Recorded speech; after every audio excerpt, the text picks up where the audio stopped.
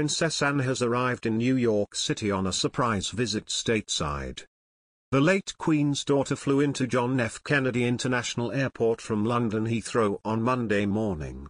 The Princess Royal, 72, was greeted by His Majesty's Consul General for New York, Mrs. Emma Wade Smith, and was later the guest of honor at a gala dinner for the English-speaking Union at the Cosmopolitan Club. Princess Anne appeared as a guest at the English-speaking Union after taking a trip on the Staten Island ferry. Princess Royal has left British shores as she headed across the Atlantic to attend a black tie gala event. The 72-year-old jetted off from Heathrow Airport on Monday morning and later touched down at the John F. Kennedy International Airport. Princess Anne was then greeted by His Majesty's Consul General for New York, Mrs. Emma Wade Smith, ahead of her appearance at a gala dinner for the English-speaking Union at the Cosmopolitan Club as a guest of honor. Her Royal Highness delivered an address at the black tie event. Anne's trip to the borough of Staten Island included a visit to the National Lighthouse Museum in St. George, which is planning a huge $20 million expansion.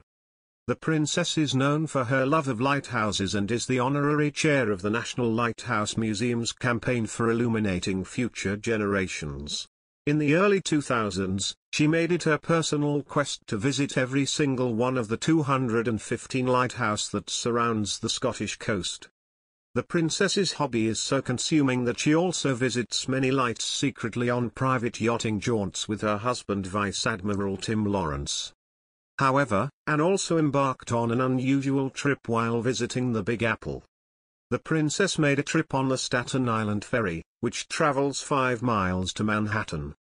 The New York Department of Transportation revealed Anne had made the seaborne trip. They said on Twitter, "We were pleased to welcome Her Royal Highness Princess Anne to the Staten Island ferry today."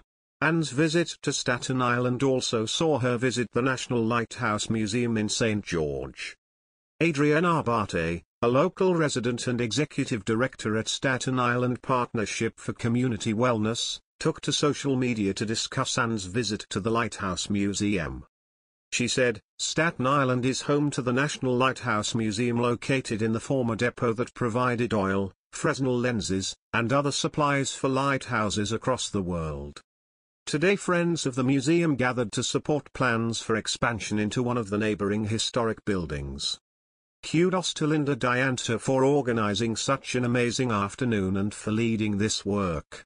Did I mention Her Royal Highness Princess Anne was the keynote? She graciously met and conversed with everyone in the room. Photos were not permitted, but I did get some pics of local royalty." However, Anne's return to royal duties comes just 2 weeks after Queen Elizabeth II's funeral. Following her mother's death on September 8 at Balmoral, the Princess Royal wrote, "I was fortunate to share the last 24 hours of my dearest mother's life. It has been an honor and a privilege to accompany her on her final journeys. Witnessing the love and respect shown by so many on these journeys has been both humbling and uplifting.